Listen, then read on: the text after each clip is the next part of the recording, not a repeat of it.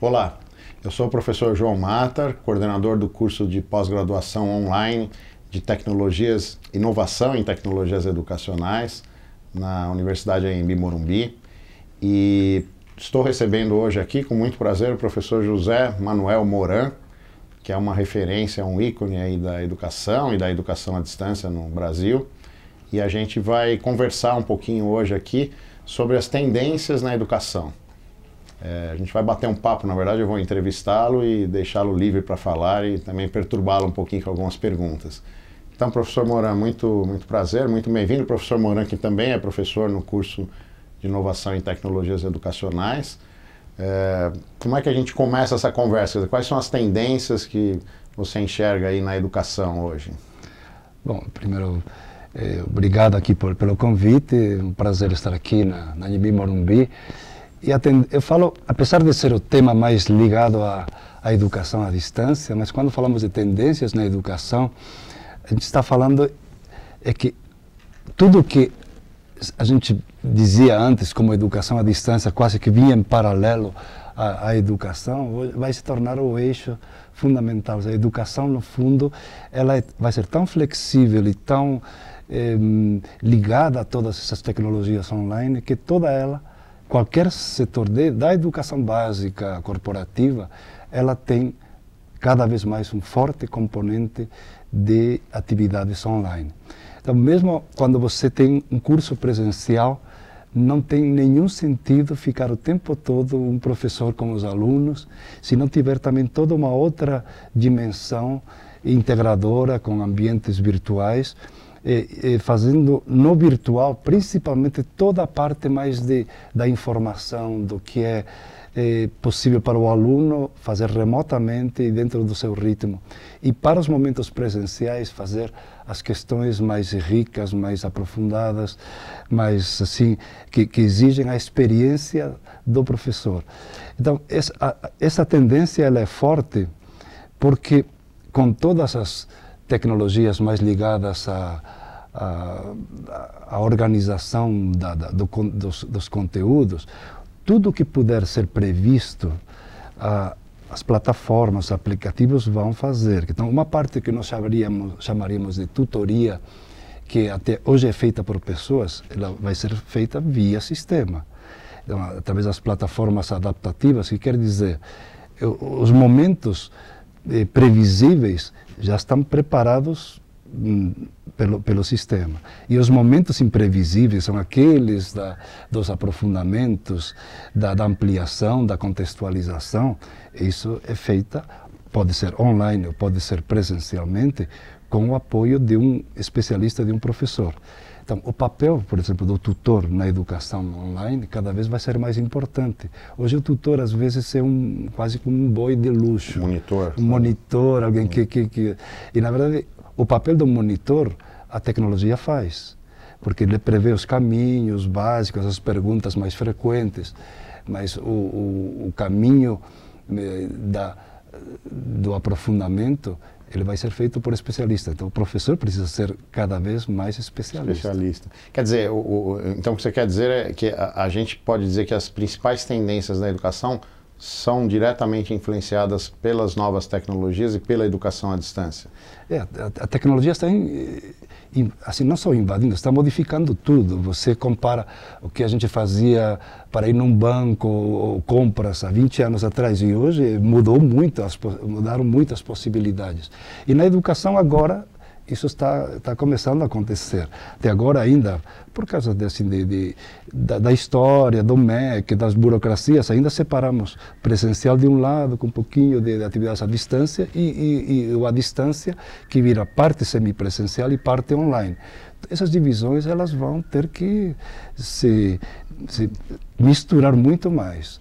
Os cursos presenciais têm muitas atividades online e os cursos online, quando convém, ele vai ter atividades ou presenciais ou em tempo real, com comunicação plena audiovisual. Então, essa flexibilidade combinada com a mobilidade, quer dizer, em qualquer plataforma, em qualquer lugar, você acessa o principal conteúdo, com toda esta proliferação de cursos que você tem massivos, que significa em qualquer lugar você pode oferecer, em qualquer lugar você pode acessar, ele cria uma tensão enorme nas situações convencionais que não se sustentam mais. Educação.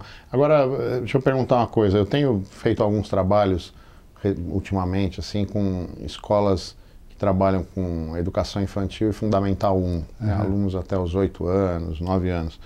E o que eu tenho sentido é que esses professores e mesmo gestores, coordenadores, diretores, tem muitas dúvidas. É talvez a parcela dos professores, dos educadores que ficam mais em crise, porque de um lado eles enxergam os alunos chegando com celulares na própria aula, né, usando os dispositivos móveis desde pequeno, cada vez mais, cada vez menores, trabalhando com tecnologia, e aí às vezes o despreparo dos professores, da própria escola, da infraestrutura, mas de outro lado eles têm também um receio de qual é o nível de tecnologia que eles devem introduzir na educação dessas crianças, porque existe uma visão, que acho que justa, eles devem concordar que essas crianças precisam de relação pessoal e não apenas mediada por tecnologia, até porque algumas crianças até já se isolam, já desde a idade pequena, e saem com os pais e ficam nos dispositivos. Como que você vê isso, inclusive no sentido de que, por exemplo, em São Paulo, em outros estados, existem leis que não permitem, né, nas escolas públicas que você utilize dispositivos móveis na educação. Como você enxerga essa parcela, a tendência nessa parcela específica, né? Bom, em primeiro lugar, tudo isso é muito novo, estamos aprendendo, e não só no Brasil, no mundo inteiro, estamos aprendendo a lidar com tecnologias móveis. Depois, com criança tem uma outra dimensão que você apontou, que é a socialização, aprender a viver juntos, a conviver com as diferenças. Então não é a tecnologia que deve prevalecer sobre a convivência. Mas o professor, ele tem que compatibilizar atividades físicas, atividades analógicas, vamos dizer assim, com as digitais. Quer dizer, não é nem deixar o tempo todo o digital, a tecnologia móvel, nem excluir. Então, só que ele nunca teve a experiência porque ele só tem o domínio do digital só no uso pessoal. Sim, ele telefona fora, usa o celular, mas não com a criança na sala dentro de da aula. Criança, e com a criança, com a rapidez que ela tem, ele se sente um pouquinho amedrontado, porque do ponto de vista tecnológico, o aluno ele é mais rápido. Então não adianta competir, é uma questão de aproveitar a tua experiência para ajudá-los a ir além do que eles fariam sozinhos. Nosso papel só se torna relevante quando o aluno percebe, puxa, aquela dica que o professor me dá, aquela orientação, eu não chegaria lá. Eu não chegaria lá. É a zona de desenvolvimento proximal do Isso, Vygotsky, porque né? se eu não fizer isso, então o professor tem que ser interessante, motivador, atraente, mas não tem que ser tecnologicamente sofisticado. Tem que dominar o básico e qualquer coisa ele pergunta para o aluno, quer dizer, aquelas dúvidas que tiver, ele vai lá. Então eu estou acompanhando alguns projetos também em escolas e eu percebo que o envolvimento do aluno, não somente como aprendiz, mas como acompanhante dos processos de gestão dos professores, como trabalhar com as tecnologias móveis em sala de aula, em que momentos online faz sentido, o aluno que é convidado a participar, ele dá sugestões extremamente relevantes. Sim. Então, as escolas que avançam mais, elas envolvem, pelo menos, comitês de alunos para trabalhar quase em igualdade com os professores. Até o design das atividades, design do curso. O professor é responsável, mas uma vez que dá as dicas, o aluno ajuda a implementá-las e a dar os melhores caminhos. E, na verdade, não só na tecnologia é isso, ele pode ajudar em atividades até... Tudo, é lógico. Mas, como neste caso é muito novo e o aluno é rápido, o envolvê-los traz soluções que o professor sozinho não descobriria. Agora, nós tivemos uma história, não apenas no Brasil, aí na ideia de distribuir os laptops, né, o One Laptop per Child, um computador para o aluno UCA, que muitas pessoas defendiam, escreviam, implementavam a ideia de que era simplesmente se você desse o dispositivo na mão do aluno, tudo estaria resolvido. O aluno ensinaria o professor. Também não é isso, né? Quer dizer, isso também me parece que houve um erro aí de foco, né? Não em ser um para um, mas a questão é de pensar que isso é fácil. Primeiro, não é fácil. Agora, Não se resolve espontaneamente. Isso quer dizer, tem uma coisa que você dá e o aluno vai fazer tudo. E vai, o buraco é muito mais embaixo. Quer dizer, mas há uma outra dimensão que hoje estou mais atento que antes eu não percebia. Porque muitas pessoas questionam se isso não é um luxo num país pobre, contra estar falando de dar tecnologias móveis para o aluno. E eu digo que, além das questões metodológicas que estão por trás, mas o ter acesso hoje a tecnologias móveis, ele é um direito fundamental para poder exercer a empregabilidade e a cidadania no século XXI. Quer dizer, tecnologia móvel não é um luxo, é um direito e uma necessidade. Eu entendo que a escola também tem outras necessidades, mas uma não elimina a outra. Eu tenho que ter a infraestrutura básica, mas também a infraestrutura tecnológica. E a formação de professores? Na verdade, a minha pergunta era nesse sentido. Assim, quer dizer, existia uma crença de que, dando o dispositivo na mão do aluno, com acesso à internet, supostamente, tudo estaria resolvido. Parece que a gente aprendeu um pouquinho que a gente passou por cima do professor e não se preocupou tanto com a formação do professor para depois utilizar aquele dispositivo pedagogicamente. Né? E mesmo quando se preocupa, o professor tem muita dificuldade. Há uma parte que entende, mas tem outra que resiste demais. E é uma questão realmente de uma política que tem que ser muito forte não basta capacitar uma vez só, tem que ser uma formação contínua e um acompanhamento contínuo, porque senão, com o tempo, os professores tendem a refluir e a voltar a práticas antigas. E até porque as tecnologias também vão mudando muito rapidamente. Você prepara para uma tecnologia, de repente já surgem outras aqui que são desafios. Eu digo isso porque ficou muito na moda o Sugata Mitri, com aquela ideia de que ele fez um buraco na parede onde ele trabalhava, depois ele largava um computador em algum lugar de crianças pobres, e aí as crianças iam lá e aprendiam sozinhas. Quer dizer, aí, daí para imaginar que todo o processo vai ser sozinho, só porque você tem um dispositivo na mão do aluno, quer dizer, não é isso. A gente acabou meio que pensando sem o professor. Os alunos aprenderam a mexer, isso é legal. Mas é uma coisa básica, né? Eles aprendem o domínio técnico. Mas o domínio pedagógico é muito mais complexo, por isso que vem a experiência de um professor, e por isso que tem que ser professores muito mais preparados, porque eles têm que ir além daquilo que o aluno faz por si sozinho. Mesmo. A gente tocou no assunto, terminando aqui, da Zona de Desenvolvimento Proximal, é um conceito que eu venho trabalhando aí bastante, porque originalmente ele diz o seguinte, né, o aluno está aqui, existe o conhecimento, a aprendizagem real, que é onde ele está aqui, e a aprendizagem potencial, que é aquela onde ele pode chegar com a ajuda de um professor, uma pessoa mais velha, mais experiente, ou até de um colega. Né? Com a introdução das tecnologias mais atuais, a gente pode refazer um pouco esse conceito de zona de desenvolvimento proximal e colocar a tecnologia como um dos elementos que acompanham o aluno. E aí eu acho que você falou uma coisa perfeita, quer dizer, o aluno, com a tecnologia, ele já conseguiria desenvolver um nível da zona de desenvolvimento proximal dele, conseguiria chegar em algum, mas com o professor e a tecnologia ele chegaria em outro. Né?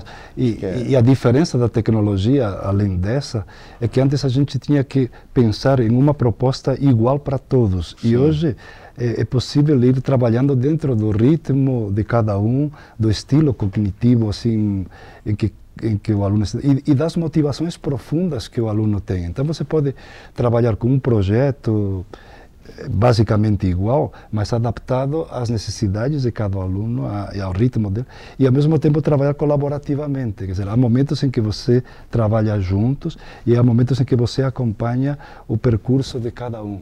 Então estamos num momento, por isso que ele é fundamental na educação, esta passagem do momento em que o professor ele criava uma espécie de verdade para todos e de caminho igual para todos, para caminhos um pouco mais personalizados. E este é o próximo passo da educação. Quer dizer, o professor, junto com a tecnologia, possibilita esses caminhos personalizados e colaborativos ao mesmo tempo. Porque a tecnologia nos permite, por exemplo, mapear como o aluno conhece, o que ele fez antes. Você tem um portfólio, tem uma série de mecanismos de acompanhamento, e o que o motiva.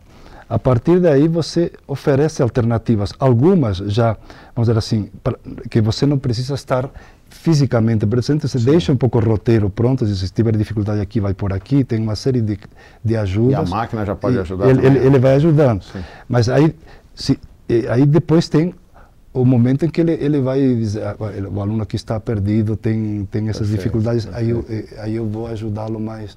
Então, esse papel que realmente nós falamos de mediar, de orientar, ele é básico. Mas é que é um mediar rico aqui, né? Porque às vezes a gente pensa no mediar só de ficar no meio lá, comunicando um com o outro. Mediar quando é importante e iluminando as dificuldades e as saídas, os caminhos, dando assim, ou questionando para que o aluno encontre os caminhos. Então, quer dizer, na verdade tem que ser um professor que conhece a tecnologia que está sendo usada, conhece diferentes caminhos para seguir, né? Tecnologia, tem experiência também de vida e conhece também o campo. São duas coisas. Então, na educação, as coisas não regridem, no sentido de cada vez a exigência de profissionalização é maior. Então, teremos que remunerar melhor os professores, formá-los melhor. Formá-los durante o tempo de trabalho, né? Durante o horário. E mudar todas as metodologias, porque senão a gente não vai aguentar. Eu tenho um neto de 4 anos, você percebe como ele brinca, ele mora em Nova York, ele fala 3 línguas, já com 4 anos, está falando um pouco. E ele joga com jogos complexos.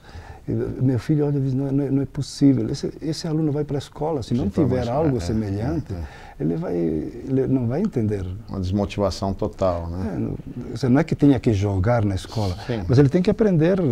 Quando falamos de gamificação como uma das tendências da educação, não é jogar, não é infantilizar a escola, mas é de criar roteiros que são agradáveis e que são desafiadores e que vão dando recompensas e estímulos. O conceito de gamificação, muitas vezes é utilizado como colocar um game na sala de aula, não é? Quer dizer, na verdade, é utilizar elementos do design de games, interação, feedback rápido, na escola, que pode até ser sem tecnologia, pode até ser uma atividade gamificada sem tecnologia. Mas assim como games, por exemplo, você deve conhecer o Duolingo, que é um software de aprendizagem de línguas. Mas o que ele tem? É bem simples. Mas, primeiro, tem a possibilidade de etapas, de você escolher em que nível se encontra, mas você vai avaliando, vai testando, e depois você vai ganhando recompensas de acordo com o seu desempenho e com a frequência com que você faz atividades. Se você não faz com ritmo, ele te lembra, te manda uma mensagem, olha, continue aprendendo. E aí você vê também os colegas que você tem de rede, em que fase estão. Então eu me vejo muitas vezes assim, motivado por coisas bobas, quer dizer, é inacreditável na minha idade saber que fulano fez mais pontos nessa semana do que eu, ou que eu fiz um pouco mais. Não vou ganhar nada a não ser só a comparação, mas ajuda. Então eu abro o programa em qualquer dispositivo móvel, o tablet ou o celular, já exatamente na lição onde eu terminei, já é muito bolado, e é uma linguagem colorida e bonita.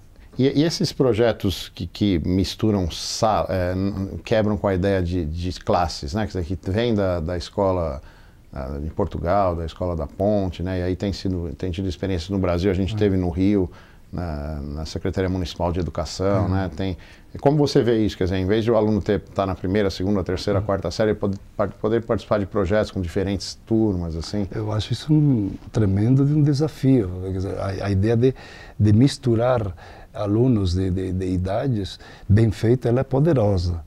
Agora, se for mal feita, como tudo, né? Tanto mas o que é poderoso é você aprender com o diferente, e não somente com o igual, aprender em momentos de todo o grupo junto e em outros mais separados. Que é a mesma ideia, de poder ser colaborativo e poder ser um caminho individual. Um caminho personalizado. E o papel de ser um professor que você tem que ter um professor como orientador. O que está por trás não é somente o estar misturados, é que cada um desses alunos tem algum tutor no sentido profundo, alguém que orienta o percurso dele. Como a gente faz num mestrado, num doutorado, a gente tem que antecipar essas coisas. A palavra orientador é mais... a gente usa... Tutor é uma palavra que a gente tem discutido muito, né? Tem um peso negativo, e mesmo mediador também, mas a palavra orientador, ela me parece mais adequada. Ela é poderosa. É o que a gente faz no mestrado, no doutorado, que é isso. O aluno vai sozinho, mas ele também participa de aulas, participa de grupos de estudo. Então ele já desenvolve essas duas esses dois caminhos, né? O caminho individual personalizado e o caminho em grupo. E tem alguém que é mais experiente Isso, que te dá algumas dicas, com o qual você de vez em quando se reúne e faz. Professor orientador talvez seja um conceito, uma expressão, um termo mais interessante. Mas isso, né? do ponto de vista agora, qual é o papel do professor na educação nos próximos anos? É ser professor orientador. Mesmo para crianças, mesmo para criança, tem que desde pequeno, você tem que conhecer quais são primeiro, as motivações profundas que um aluno tem, aquilo que ele tem, as habilidades que ele vai manifestando mais imediatamente, e ir trabalhando a partir daí. Porque é muito mais fácil. Se eu gosto, por exemplo, de representar, eu trabalharei com técnicas de histórias digitais, tudo que ajuda vai criando assim, parte da motivação daquilo que vai sendo mais fácil para criar em torno toda uma série de questões, de desafios que vão se tornando cada vez mais fáceis, porque estão dentro daquilo que você gosta de fazer. E para a gente encerrar com o fim não, mas na verdade fim no sentido de, pelo menos de nota, avaliação. Tudo que a gente está conversando aqui, a gente precisa também pensar numa avaliação diferente. Se a gente gamifica o processo de ensino, trabalha com projetos, mas aí depois vai ter avaliações tradicionais, aí não funciona, né? Alguma coisa sai errada, né, no processo. Não adianta você...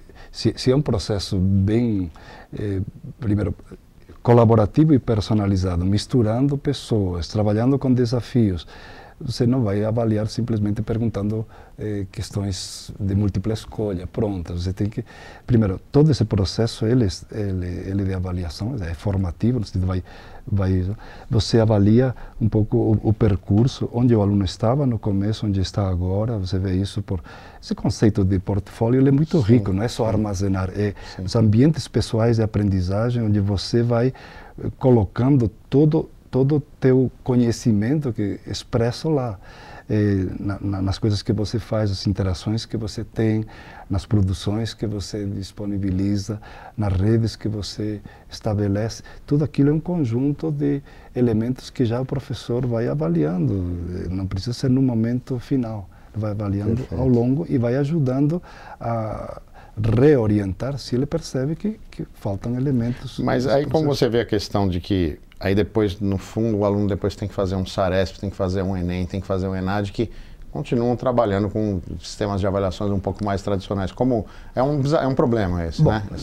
O que eu tenho visto, assim, que estes grupos, essas escolas que realmente trabalham com mais desafios e o conteúdo um pouco mais, o conteúdo que chama-se situado, ou seja, o conteúdo de acordo com o que é importante naquele momento, eles se saem bem nas avaliações oficiais. Não é que eles se preparam para a avaliação oficial? Não precisa preparar, porque se você trabalha com problemas complexos, essas questões que são apresentadas nesses sistemas mais públicos de avaliação são respostas, são questões relativamente mais simples do que aqueles estão acostumados a trabalhar.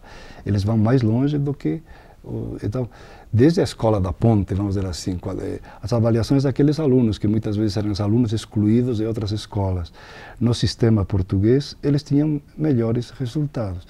E em outras escolas, em vários países, eu tenho percebido que essa é uma tônica semelhante. Quer dizer, não adianta, a ideia não é ficar fazendo simulado para ele fazer, né? É num próprio processo diferente, ele vai causar um resultado mesmo na avaliação presencial, porque aquela avaliação presencial é um momento específico, não é que a gente vai usar no processo todo com eles, mas ele já vai estar preparado para aquelas, né? Isso. Também tem que mudar a avaliação do Ministério, tem outro lado aí mas enfim, a gente entende que isso é um processo que toma um tempo. Mas tem caminhado, você enxerga isso? Porque a gente tem tido modificações, né?